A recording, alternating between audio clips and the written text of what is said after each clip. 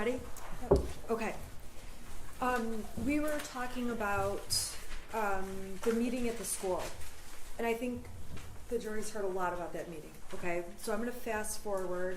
You go back to work, right? Yep. We saw the exhibit of you walking back in. Correct. Okay. We heard Amanda Holland testify about how she gives you some advice. Do you recall her giving you advice? I don't. Is she somebody you go to for advice? No. Why not? We were never like friends outside of work, and she was Andy's administrative assistant, so it was just formalities really with her. We didn't really have anything in common. Her child was really young. I had a teenager. Okay.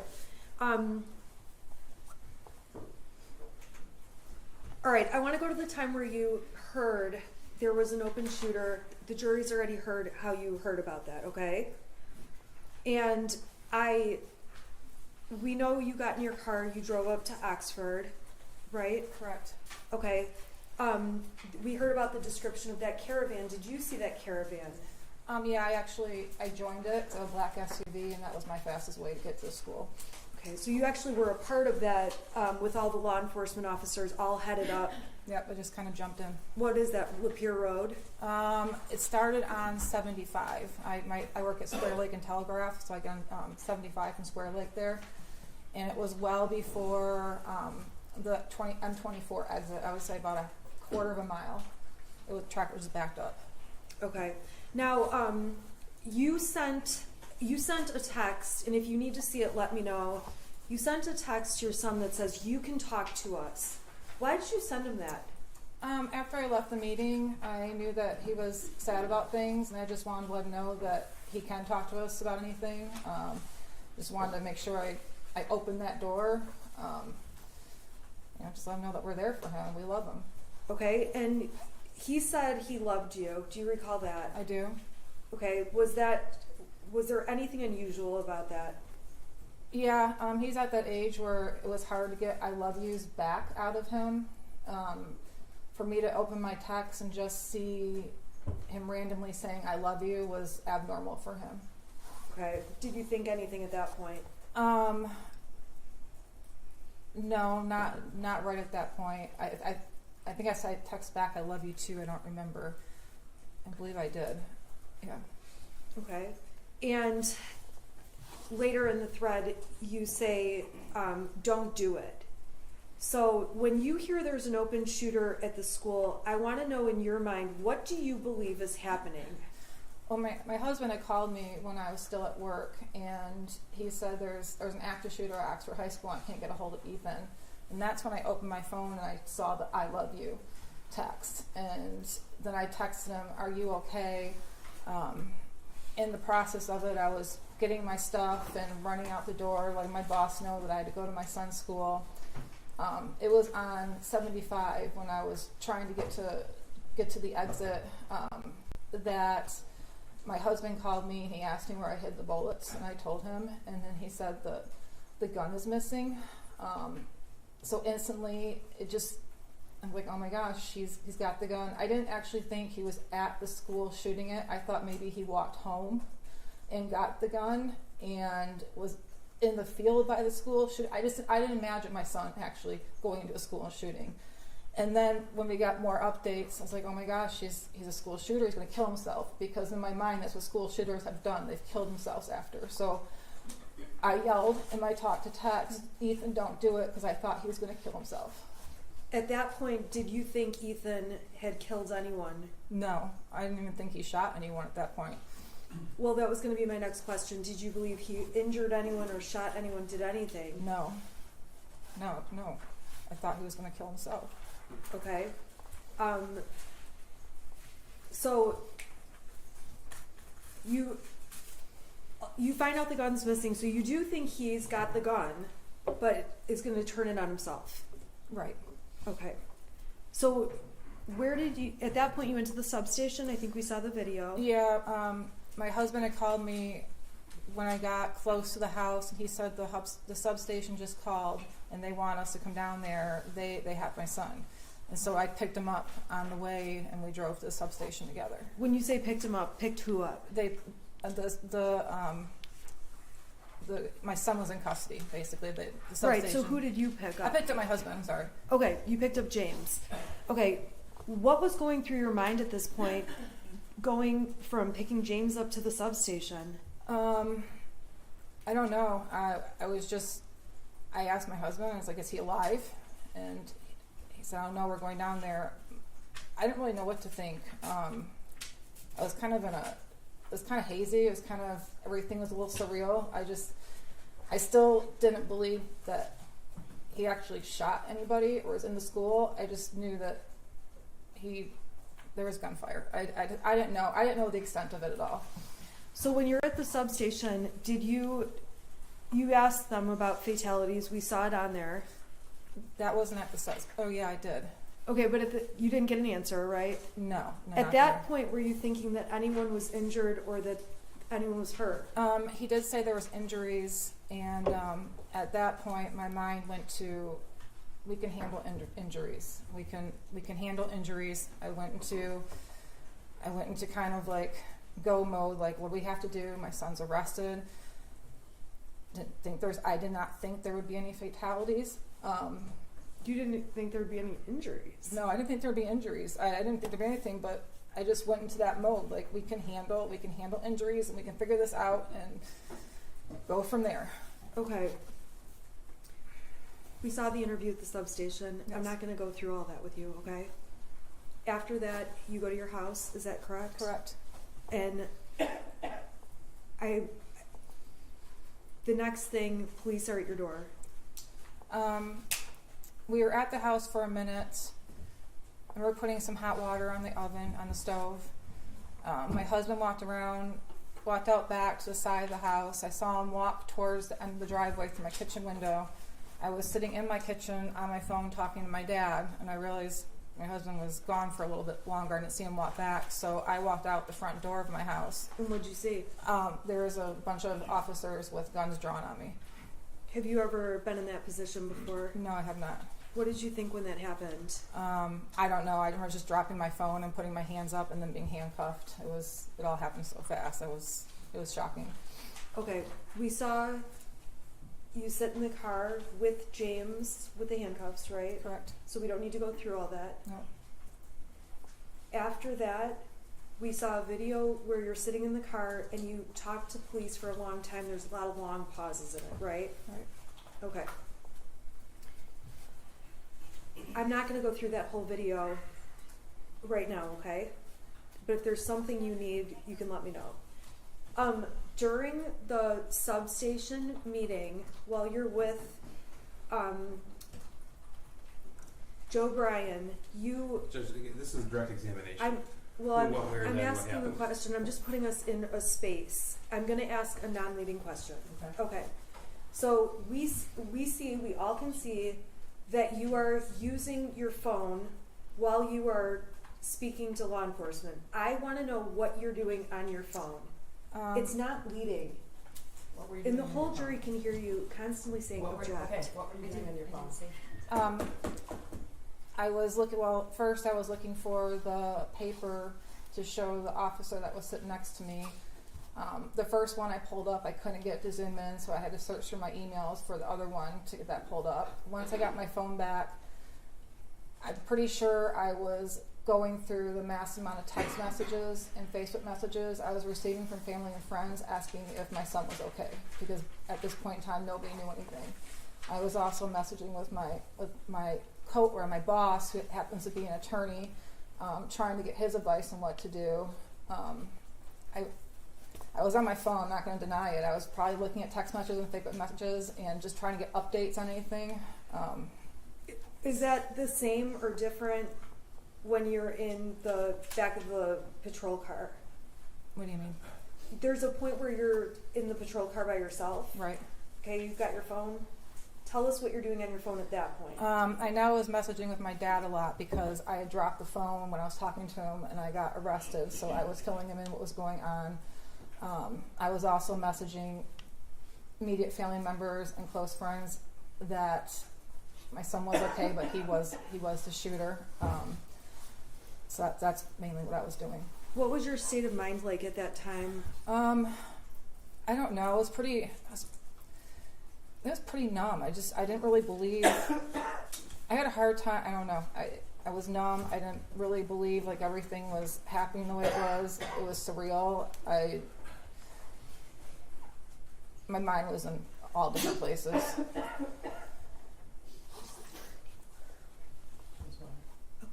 Okay, so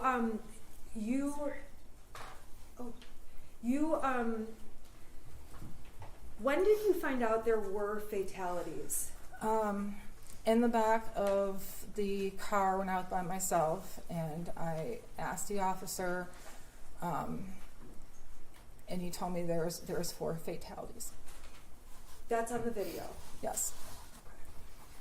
I'm not going to ask you questions about that, okay? All I can hear is object, and it's very distracting. I would ask them to write notes or something because it's very distracting. Okay, I can hear them, but just try and keep your voices down, please. I didn't say the word object. Okay, Okay. We're not saying object. okay, well, she can hear you saying something apparently, so. Okay. So this is the time where you find out there's fatalities. I'm going to move on to a different topic. On your cell phone, do you have a habit of deleting messages? Usually it's threads. Okay, explain to the jury what you do, because go ahead and explain. Well, on Facebook, I do a lot of Facebook Marketplace, so I get a lot of messages. What's Facebook Marketplace? Where you buy and sell things. So the first main screen of my phone will get clogged up with Marketplace messages, so I'll just delete threads till my main people come up that I talk to on a regular basis. If that starts getting full, I delete those threads too.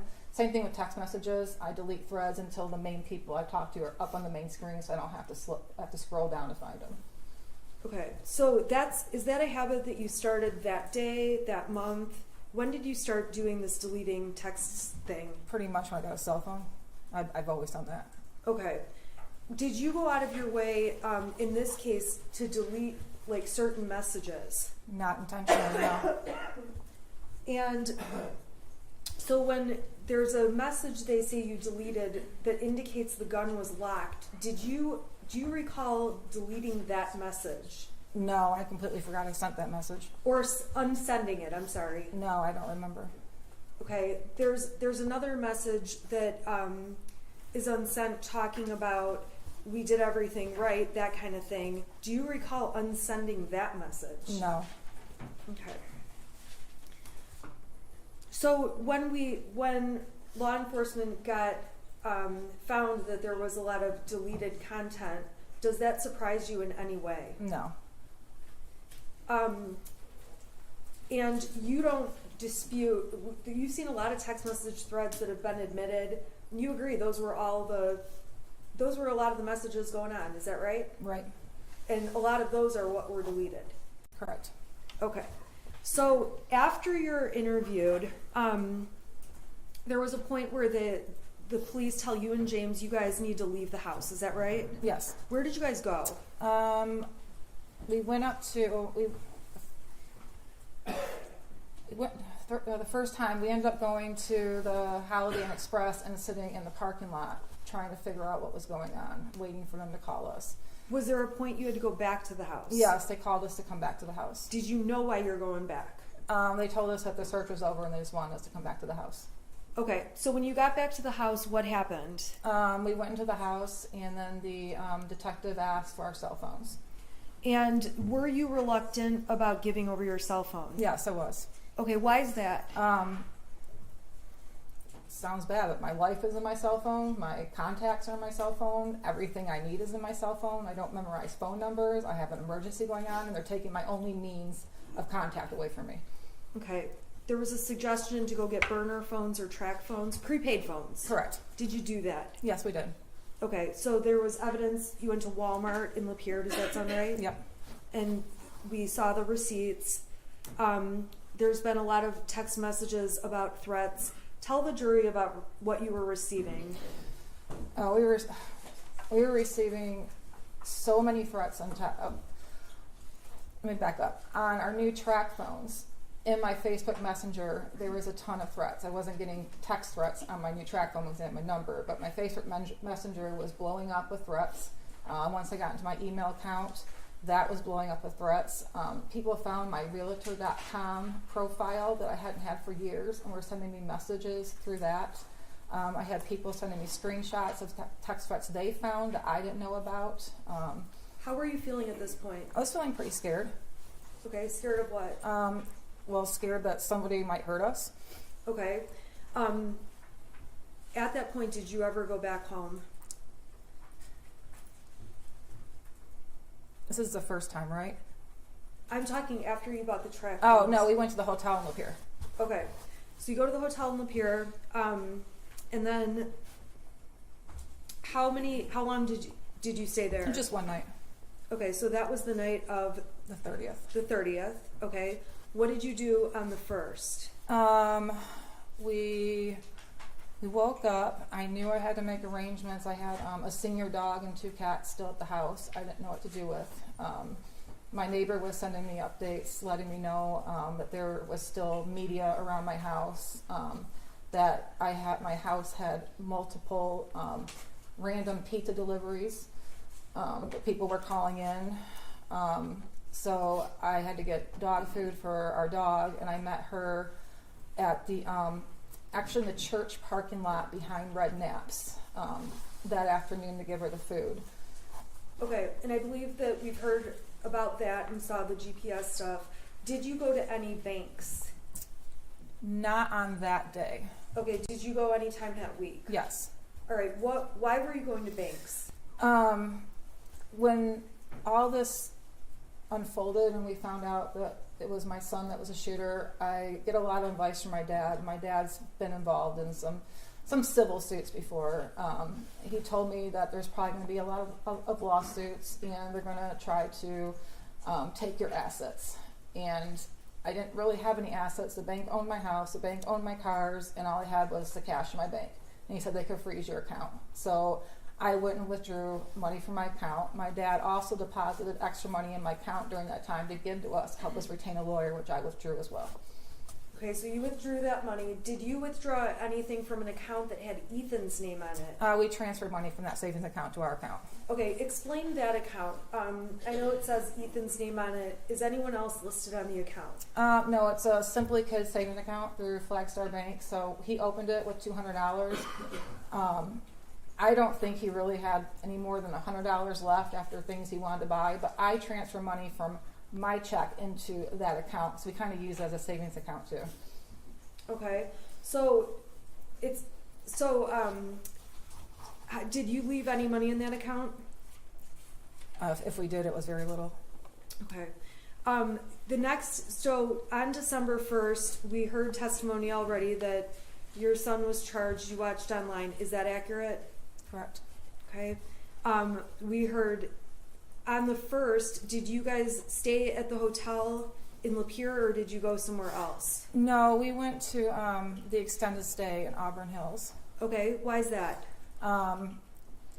Probably for the cheapest rates, and it was a decent hotel. Not any other reason why. Okay. So how long did you end up staying at the extended stay in Auburn Hills? We ended up staying there for 2 days. Okay. And then we've heard testimony that charges were going to be announced at some point. Did you know when charges would be announced? No. I was kind of following the news articles, trying to get updates. My cousin was sending me a lot of texts, saying, I think they're going to charge you too. We didn't think I would get charged. Maybe my husband, because the gun was in his name. So we had an awareness of it, but I don't think it really actually set in that it was going to happen until it did. Okay. So we heard testimony that on December 3rd, you end up at an art studio. Explain to us what was the hotel? Extended stay in Auburn Hills. Correct. Okay. Tell us all where you went. How do you get from that hotel to the art studio in Detroit, and why? Give us the rundown. So we ended up going to Owasso to get our normal cell phones. We couldn't shut down accounts. Why couldn't you shut down accounts? Because the two-factor authentication, so it was sending a text message to my old phone number that I didn't have, so I had my employer yelling at me to shut down my LinkedIn account, my Instagram account, because I had my employer's name all over it, so we had to get our cell phones with our old numbers on it to get that back. Were you trying to deactivate Facebook and stuff too? I was trying. Well, I already deactivated Facebook. My husband needed to deactivate his Facebook. I had to deactivate LinkedIn and Instagram, and I couldn't get into my email on my burner phone because of that two-factor authentication code thing. Okay, so you guys went to Owasso and Yes. got what? We got regular cell phones with our old numbers on it. Okay, then what? That's when Andre, my friend, called. Is there any reason you went to Owasso to get those phones? Yeah, we didn't feel safe in the local area. Okay, so you drove like the hour they tested. Okay, all right. So then what? So my friend Andre, who owns the art studio, called and was checking in to see how we were doing, and he wanted to stop by our hotel. It was the night of the 2nd. So he actually came to our hotel that night, and he invited us to come to his art studio the next day just to be around a friend, he wanted to buy us sandwiches, he wanted to show us art studio. He's just a really nice guy that was just offering a friendship during that time when we didn't know what was going on. So that's how we ended up going to the art studio. Okay, how did you get to the art studio? I drove. Okay, drove what? I drove my car, and with my husband left our other car at the hotel. Okay, so we've heard about how one car is like left at this hotel. That's because you guys went together to Correct. Detroit. Correct. Okay. Did you know you were going to get charged at that point? We had heard they might announce charges sometime that day. Okay, but I want to know, did you know you were definitely being charged at that point? Oh, no. Okay. So tell us what happened when you got to the art studio. I think we saw him show you where to park. Is that what happened? Yeah. Why did you park where you parked? I was parking close to the dumpster, and he told me to move away from the dumpster because people like to throw stuff out there. So I moved. He showed me where to park. So I wasn't taking anybody's parking space or blocking the dumpster or any of that. Okay. So then what did you guys do that day? He showed us around the building, and then we went to the art studio. Andre had a business meeting, I think at 11 o'clock that day, and so he left the building for a little bit. He came back after charges were announced, so he came back when we found out we were getting charged. He brought sandwiches back. At that point in time, How were you feeling at that point when you found out you're getting charged? just freaked out. I've never been charged anything in my life. Okay, so you've never been charged with a crime like this? Like this, correct. Okay, of this magnitude. Correct. All right. So okay, so you know you're charged, or you know that they want you. What was your plan at that point? Well, I was in touch with my attorney. Me. You, and I was taking your advice that we're going to turn ourselves in When were you planning to turn yourself in? the next day, so it would be Saturday morning. Okay, why was that? That's when the Novi court was doing arraignments that day. Okay, so on Friday, the whole afternoon, you know you're being charged. That afternoon, what was your plan at that point? Or what were you doing at that point? I was debating whether or not to go back to Auburn Hills and stay at the extended stay. And I think this is before we even knew there was a manhunt out for us. Okay, Your Honor, may I approach the witness with the defense exhibit, proposed exhibit A? The prosecution has received it. No objection. Do you object to submission? Okay, thank you. Okay, A is admitted. Can you tell the jury what that document shows? It's a Priceline.com travel itinerary, your trip from December 1st. Okay. Last visited 12/3/2021. Okay, so when on 12/3, are there also searches for another hotel?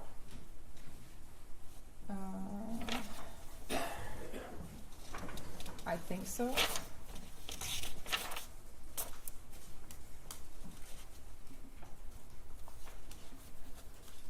Yeah, there's a Priceline checkout, Auburn Hills, 12/4, 12/5. So I think I was looking at for those dates. So you were planning to, is it fair to say then you're looking for a hotel? Objection deleting. Sustain. All right, so that exhibit, what does it tell you about your plans for 4/4 to 4/5? To be in Auburn Hills, extended stay. Okay. What is Priceline? It's an app where you can get last minute hotel deals. Do you agree these are your searches? Yeah, I'm always on Priceline. Okay. Ultimately, on the night of the 3rd, were you aware on Friday afternoon if you could go into court that afternoon? What was your awareness? I was not aware that we could go into court that afternoon. I was just waiting on direction from you to what we're going to do the following day and turning ourselves in. All right. So the prosecution showed lots of pictures of the art studio. We agree. That's what it looks like, right? Right. Okay. Did you guys sleep on that mattress that night? Yeah, we did. It was actually in the hallway, a common hallway the business is shared, and we pulled it into the art studio and slept on it that night. Okay. Did you? The prosecution showed receipts and supplies that were bought, things like that. Who went to the store and did that? My friend went to the store. We gave him a list, and he picked up things for us. Okay. Why didn't you go to the police department? This is so distracting. I'm having a really hard time. I can move maybe and ask. Okay, try not to talk. Okay. So who bought those supplies? My friend did. Okay. Why didn't you and James just go on your own to the police department and turn yourselves in? Because we didn't feel it'd be safe. Okay. Why is that? Just the fact that the entire community and Michigan knew that we were expected to turn ourselves in at the police department, so they would know where to go. Okay. And so that night, what did you and James sleep there? We did. What time did you go to bed? What happened? Just really quickly. I want to say it was after 11, maybe around 11 o'clock, when we finally went to bed. We both, I'm prescribed Xanax for anxiety, and we each took 4 because we knew we were going to turn ourselves in the next day, and we hadn't slept in 4 days, and we just wanted to sleep. Okay, so you each took 4. We did. Okay, and so the next thing, the next piece of evidence we saw was them coming into that art studio. Do you recall that? I recall my husband screaming, and there was people with guns again in our face, officers. What were you doing prior to hearing your husband screaming? We were sleeping. Okay. Were you aware there was anything going on? No, I was not. Okay. You saw the video, so we don't need to go through all of that. And the prosecution admitted, I'm going to put it up on the screen, People's Exhibit 150, and I just want to verify with you. I'm sorry, can you turn it on actually?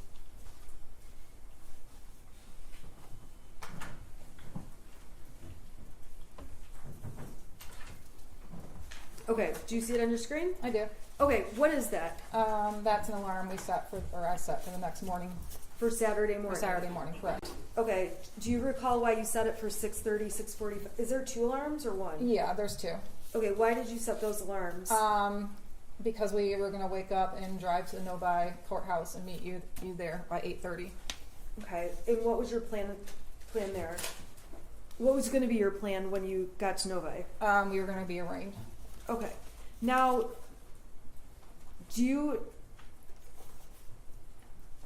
there was Everything's still evidence. up. Oh, whoops. There was evidence that your purse and belongings were found in totes there. Do you remember seeing all those pictures? I do.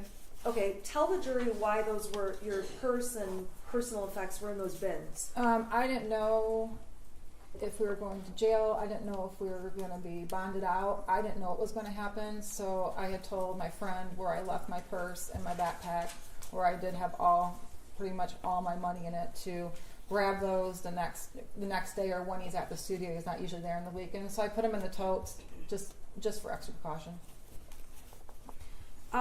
In some of the messages the prosecution admitted, you say that you failed as a parent.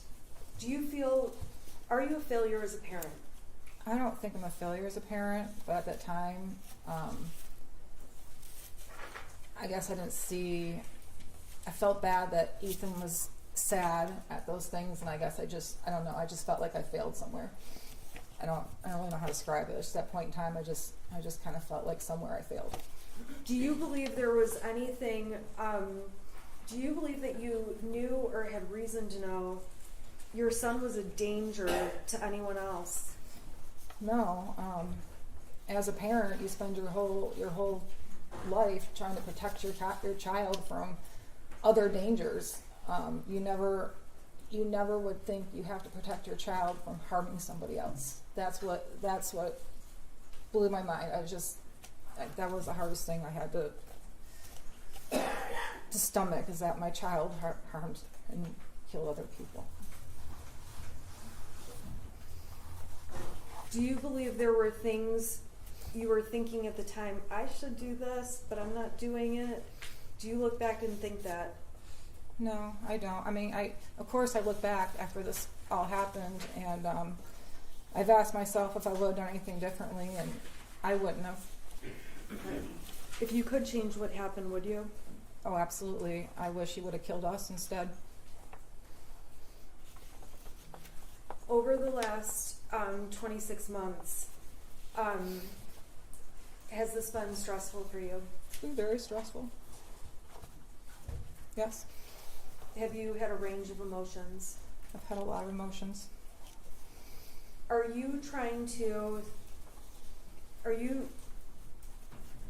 Do you believe you are the victim here?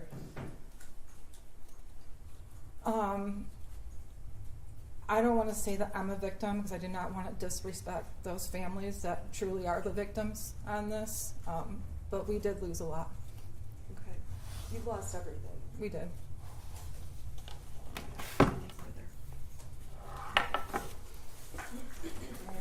I'm gonna have you, come back tomorrow morning at 8:30 in the morning. All right, Mr. Mom says we have a natural break.